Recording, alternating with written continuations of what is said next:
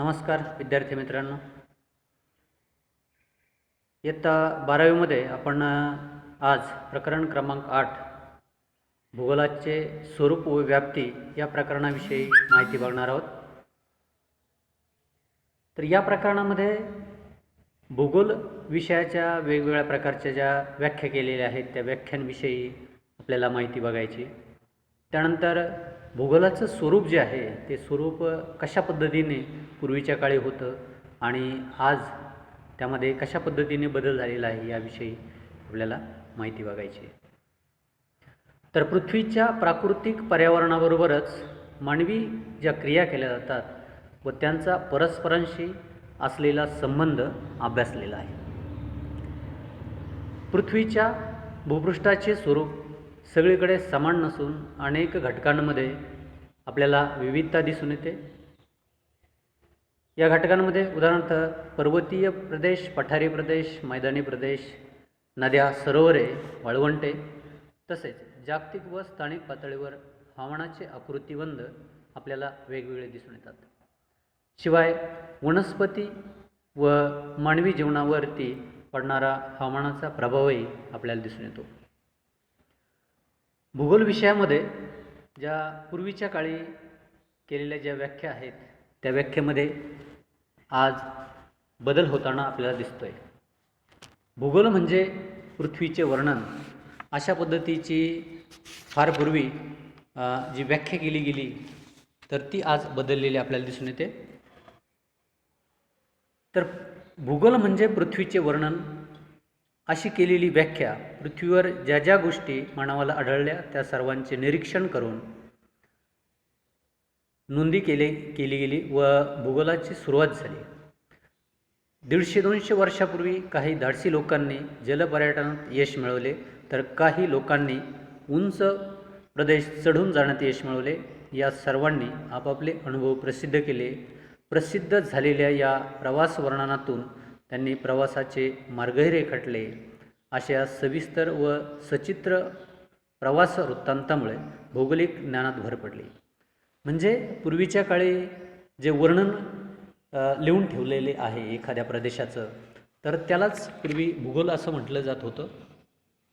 त्यानंतर भूगोलाची व्याख्या नंतरच्या कालावधीमध्ये बदलली गेली आणि ती व्याख्या म्हणजे भूगोल हे वितरणाचे शास्त्र आहे अशा पद्धतीची व्याख्या त्यावेळी केली गेली. या व्याख्येमध्ये प्रथमच भूगोल या विषयाला शास्त्र म्हणण्यात आले. भूगोल हे वितरणाचे शास्त्र आहे अशा पद्धतीची व्याख्या केली गेली होती. ही आधीच्या व्याख्येत केलेली सुधारणा आहे. वेगवेगळ्या गोष्टींचे निरीक्षण वर्णन करताना त्यांचा व्याप वाढल्याचे आढळून आले. त्या तशा लक्षात ठेवणे कठीण होते, परंतु नंतर असेही दिसून आले की निरीक्षण केलेल्या गोष्टींचे साधर्म्य आहे. त्यानुसार विभागणी किंवा वितरण केल्याने भूगोलाचा अभ्यास अधिक सोपा व सुटसुटीत झाला. सुरुवातीच्या वर्णनात्मक भूगोलात ज्या विविध गोष्टी आढळल्या त्याचीच नंतर विभागणी करण्यात आली. उदाहरणार्थ विषुववृत्तीय प्रकारची अरण्य 4-5 ठिकाणी आढळलेली दिसली तर ती तेथे आढळली असे न सांगता अमुक अमुक प्रदेशात विषुववृत्तीय प्रकारची अरण्य आढळतात असे वितरण करण्यास सांगण्यात आले. त्यानंतर पुन्हा भूगोलाची कालाच्या ओघामध्ये भूगोलाची व्याख्या पुन्हा बदलली गेली आणि ती अशी झाली: पृथ्वी व मानव यांच्या परस्पर संबंधाचे शास्त्र म्हणजे भूगोल होय. त्यानंतर सृष्टीतील भौतिक निर्जीव घटक व तत्वे आणि सजीव घटकांची प्रक्रिया यांच्यातील परस्पर संबंधाचे शास्त्र म्हणजे भूगोल अशा पद्धतीची व्याख्या करण्यात आली. नंतर पृथ्वी हे मानवाचे वसतिस्थान गृहीत धरून भूपृष्ठाच्या व मानवाच्या घनिष्ठ संबंधाचा अभ्यास म्हणजे भूगोल होय अशा पद्धतीची व्याख्या करण्यात आली. तर आता वेगवेगळ्या प्रकारच्या व्याख्या केल्या गेल्या, परंतु भूगोलाचं स्वरूप त्यानुसारच बदलत गेलं. सुरुवातीला भूगोलाचे स्वरूप वर्णनात्मक होते, नंतर वितरणात्मक स्वरूप प्राप्त झाले. उदाहरणार्थ कोणती नदी कोणत्या भागात आहे अथवा कोणते शहर कोणत्या देशात आहे याचं स्वरूप बदललं गेलं. भूगोलाच्या अभ्यासात स्थान या घटकाला महत्त्व आहे. भूआकार, जमीन, पाणी, वनस्पती, हवामान, प्राणी, खनिजे या नैसर्गिक घटकांचा अभ्यास या भूगोलामध्ये प्राकृतिक भूगोलात केला जात असून त्याला नैसर्गिक पर्यावरण या नावाने ओळखले जाते. नैसर्गिक पर्यावरणाबरोबरच मानव या घटकाचा भूगोल अध्ययनात समावेश केला गेला. त्यात घरे, वसाहती, दळणवळणाची साधने, शेती, कारखाने, खणी इत्यादीचा समावेश केला जातो. यालाच सांस्कृतिक परिसर असे म्हटले जाऊ लागले. काही शास्त्रज्ञांनी केवळ नैसर्गिक घटकच उचलून धरले तर काही शास्त्रज्ञांनी केवळ मानवी घटकांचाच पुरस्कार केला. यामध्ये काही शास्त्रज्ञांनी मानवी घटक उपेक्षून नैसर्गिक घटकालाच प्राधान्य दिले. निसर्गाचे सर्वत्र वर्चस्व असते, ती परिस्थिती बदलता येणे मानवाला कधीही शक्य नाही हे मत मांडले. निसर्गाच्या अधिकाराला मानणाऱ्या या विचारसरणीला अशक्यतावाद, डिटर्मिनिझम असे म्हटले जाते. या विचार प्रणालीचा वेगवेगळ्या भूगोलतज्ज्ञांनी, उदाहरणार्थ रिस्टोफन, गेरलंड, सॅम्पल यांनी या विचार प्रणालीचा पुरस्कार केला.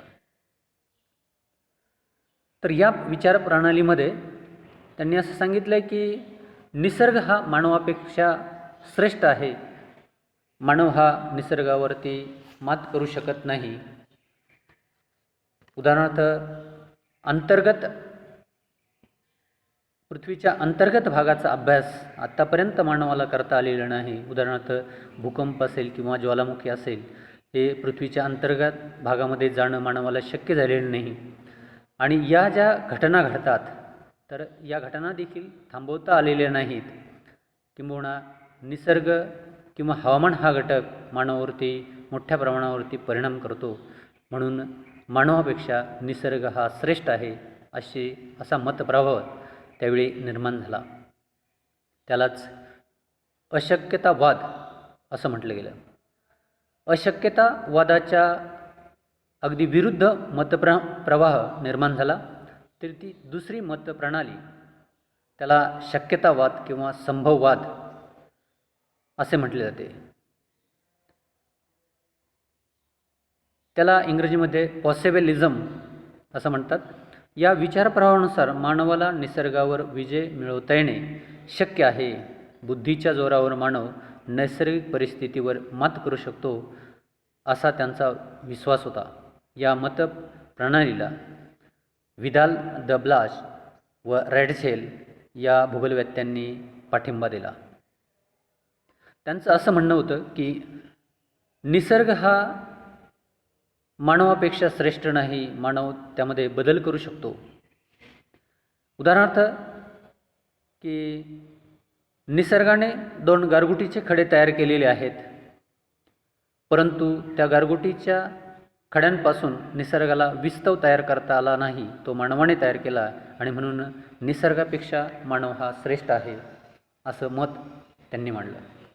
त्यानंतर आजही पृथ्वीच्या पृष्ठभागावरती बरेचसे प्रदेश बर्फाच्छादित आहेत आणि या बर्फाच्छादित प्रदेशामध्ये निसर्गाला कोणत्याही प्रकारचं पीक घेता येत नाही.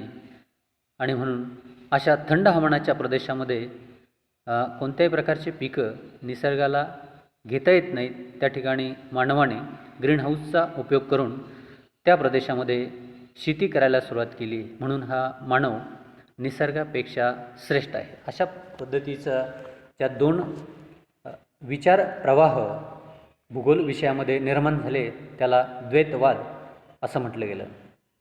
भूगोलाच्या अध्ययनात सध्या नैसर्गिक व मानवी घटक हे सारखेच समजले जातात. हे दोन्ही घटक परस्पर पूरक आहेत. आणि नंतरच्या विचारांमध्ये या ठिकाणी कुणीही श्रेष्ठ नसून निसर्गही श्रेष्ठ नाही आणि मानवही श्रेष्ठ नाही, हे दोन्हीही आपापल्या परीने श्रेष्ठ आहेत असा विचार मांडला गेला. आणि या विचाराचा पुरस्कार अनेक भूगोल वेत्त्यांनी केलेला आहे. भूगोलाच्या विविध आंतरशास्त्रीय शाखांच्या कक्षाही विस्तारत असून भूगोलाचे स्वरूप अधिकच गतिशील होत आहे.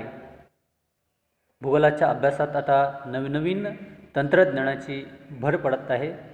दृकश्राव्य माध्यमे, माहिती तंत्रज्ञान, संगणक प्रणालीचा यथायोग्य वापर करून विधा विश्लेषण म्हणजे आकड्यांचे विश्लेषण त्यातून शक्य झाले. माहिती स्रोताचा विस्तार होऊन सादरीकरण व त्यातील नाविन्य या सर्वांचा आता मुक्तपणे वापर करण्यात येत आहे.